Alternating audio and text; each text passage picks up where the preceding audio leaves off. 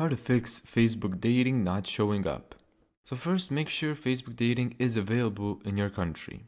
Because if it isn't available in your country, there's literally nothing you can do about it except get a VPN and then make a brand new Facebook account using the VPN. So this is the list of countries that support Facebook dating.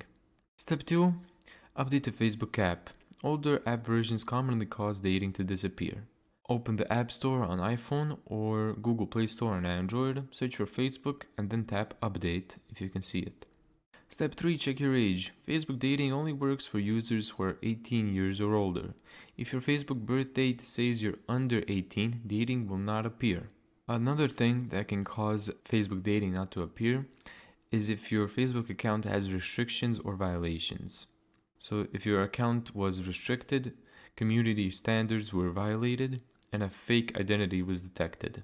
You can check this on Facebook status and account status. Thank you so much for watching this video. If you found this tutorial helpful, make sure to give it a thumbs up and subscribe. And as always, see you in the next video.